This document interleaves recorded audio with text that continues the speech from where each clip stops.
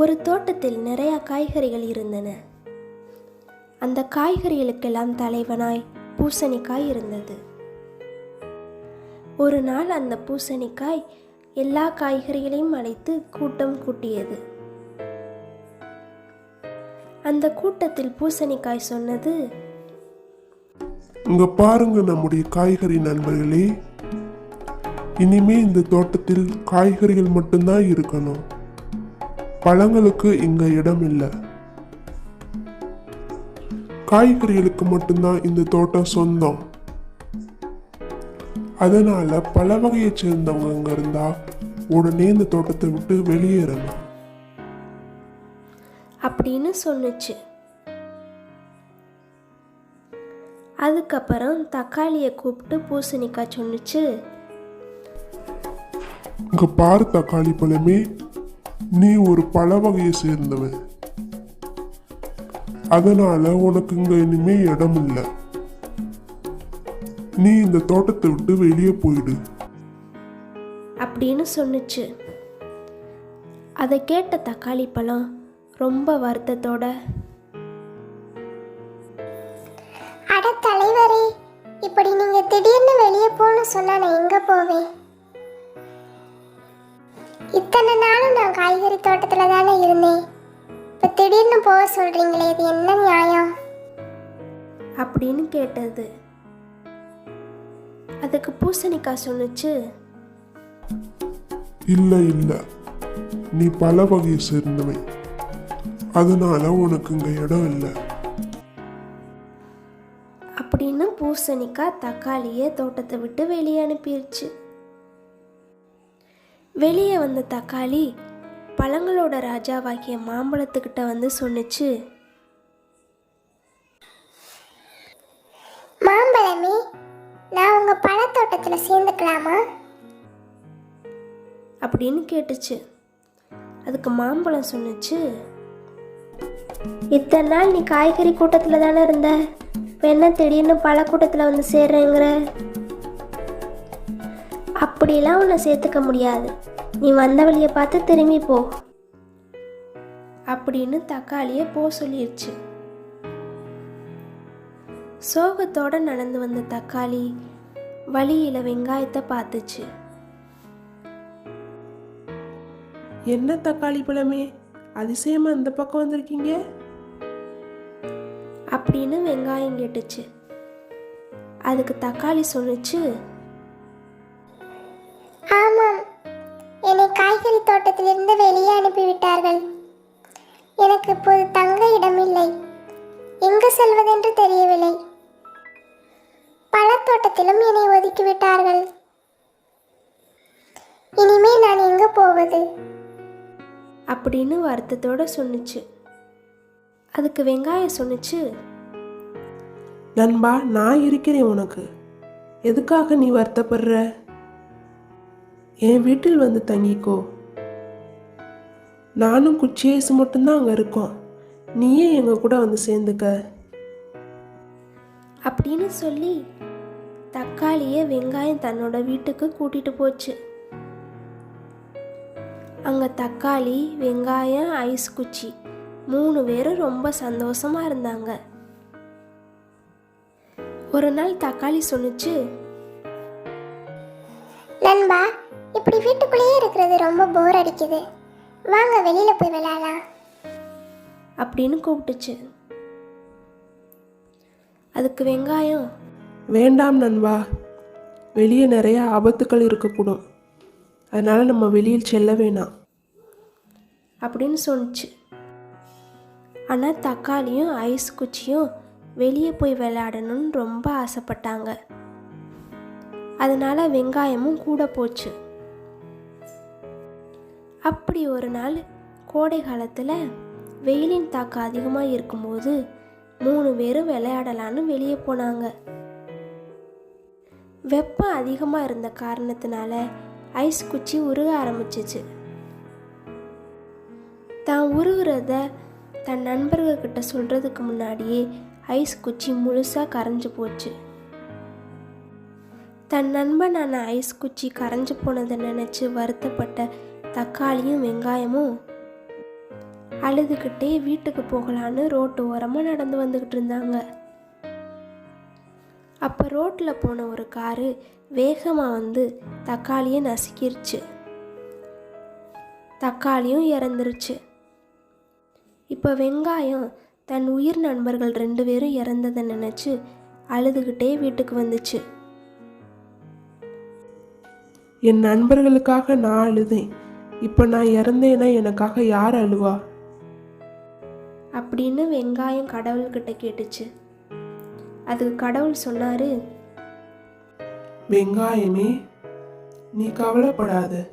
நீ இறக்கும்போது உன்னை சுற்றி இருக்கிற எல்லாரும் அழுவாங்க அப்படின்னு சொன்னார். இருந்தாலும் இப்போ எனக்கு நண்பர்கள்னு சொல்லிக்க யாருமே இல்லை.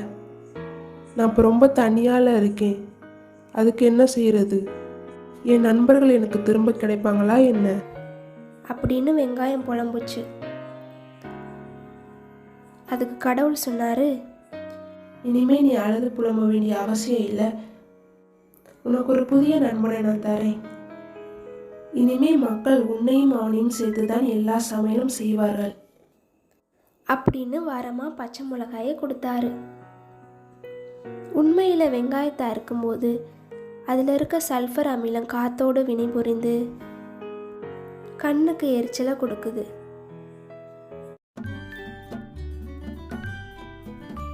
ஒரு ஊரில் ஒரு சோம்பேறி காகம் இருந்தது. அது கூடு கூட கட்டாமல் மற்ற பறவைகளின் கூட்டில் தங்கியிருக்கும். மற்ற பறவைகள் தன் கூட்டில் சேகரித்து வைத்திருக்கும் உணவுகளை திருடி சாப்பிடும். ஒரு நாள் ஒரு சிறிய பறவை தானும் தன் குஞ்சுகளும் குடியிருக்க ஒரு சிறிய வீட்டை கட்டியது. அதனை பார்த்த காகம் இவன் வீடு பார்க்க மிகவும் அழகாக இருக்கிறதே. நம்ம டெய்லி ஒவ்வொரு கூட்டுக்கு மாறிக்கிட்டு இருக்கோம். பேசாம இவனோட வீட்டை நம்ம அபகரிச்சுக்கிட்டா என்ன? நல்ல யோசனையா இருக்கே. உடனே இந்த யோசனையை செயல்படுத்துவோம் அப்படின்னு சொல்லி அந்த பறவை கிட்ட வந்துச்சு. இங்க பார் நண்பா, உன் வீடு மிகவும் அழகாக இருக்கிறது. ஆனால் இருந்து என்ன பயன்? ஏன் அப்படி கூறுகிறீர்கள்? நான் எதுக்கு சொல்லி உன் மனசை சங்கடப்படுத்தணும்? இருந்தாலும் சொல்லாமலும் இருக்க முடியாது. அப்படி என்ன சொல்ல போறீங்க? சீக்கிரம் சொல்லுங்க. இந்த இடத்துல ஏன் இவ்வளோ நாளாக மற்ற எந்த பறவைகளும் கூடு கட்டல தெரியுமா? ஏன் கட்டல? இந்த இடத்துல கூடு கட்டுற பறவைகளோட முட்டைகளை பக்கத்தில் இருக்க பாம்பு டெய்லி வந்து சாப்பிட்டு போயிடும். அதோட குஞ்சுகளையும் அது சாப்பிட்டு போயிடும். அதனால தான் இந்த இடத்துல எந்த பறவையுமே கூடு கட்டாது அப்படின்னு சொல்லிச்சு அந்த காகம். அப்படியா? நல்ல நேரத்துல வந்து நீங்க சொன்னீங்க. ரொம்ப நன்றி அப்படின்னு சொல்லி அந்த பறவை வேற இடத்துக்கு பறந்து போயிருச்சு. அடடடடா, எவ்வளோ நல்ல வீடாக இருக்கு. எப்படியோ அந்த வீட்டை அபகரிச்சுக்கிட்டோம். இனிமே இங்கேயே தங்கிக்க வேண்டியதான் அப்படின்னு அந்த காகம் ரொம்ப சந்தோஷப்பட்டுச்சு. ஆனால் அதோட சந்தோஷம் ரொம்ப நாள் நிலைக்கல. ஒரு நாள் ஒரு பெரிய புயல் மழை பெஞ்சதுனால ஆற்றுல இருந்த வெள்ளம் அந்த மரத்தையே அடிச்சிட்டு போயிடுச்சு. அதில் காகத்தோட கூட்டையும் அடிச்சிட்டு போயிடுச்சு. இப்போ திரும்ப காகம் பழையபடி தான் தங்குவதற்கு இடம் இல்லாமல் வழியே அலைஞ்சு திரிஞ்சிச்சு.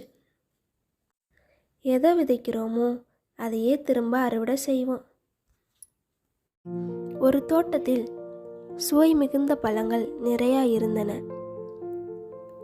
அதில் யார் மிகவும் சுவை மிகுந்தவன் என்ற போட்டி நடைபெற்று கொண்டிருந்தது. அதில் சுவையிலும் தரத்திலும் சிறந்ததாக 3 கனிகள் தேர்வு செய்யப்பட்டிருந்தன. அவை 3ம் தாங்கள் தங்கள் பெருமைகளை கூறி சண்டையிட்டு கொண்டிருந்தன. மாம்பழம் கூறியது, நானே எல்லாவற்றிலும் சிறப்பு வாய்ந்தவன். சுவையிலும் மனத்திலும் என்னை மிஞ்ச யாரும் இல்லை. மாதா ஊட்டாத சோறும் மாங்கனி ஊட்டும் என்ற சிறப்பு பெயருக்கு உரியவன். என்னிடம் வைட்டமின் ஏ மற்றும் வைட்டமின் சி அதிகமாக உள்ளது. பொட்டாசியம், மெக்னீசியம், காப்பர் போன்ற கனிமங்களும் என்னிடம் அதிகமாக காணப்படுகிறது. எனவே நான் தான் எல்லாவற்றிலும் சிறந்தவன் என்று மாம்பழம் தன்னை பற்றி பெருமையாக கூறியது. அதனை கேட்ட பலாப்பழம், உன் சிறப்பை பற்றி கூறினாய் அல்லவா, இப்போது என் சிறப்பை பற்றி கேள். அப்போதுதான் யார் உண்மையில் சிறந்தவன் என்பது உனக்கு தெரியும். பார்ப்பதற்கு வெளியில் முட்களுடன் கடினமான தோற்றத்தை கொண்டவன் நான். ஆனாலும் என்னில் இருக்கும் பலாச்சுளைகள் மிகவும் சுவை மிகுந்தவை. தேனுக்கு இணையாக என்னை மதிப்பிடுவார்கள்.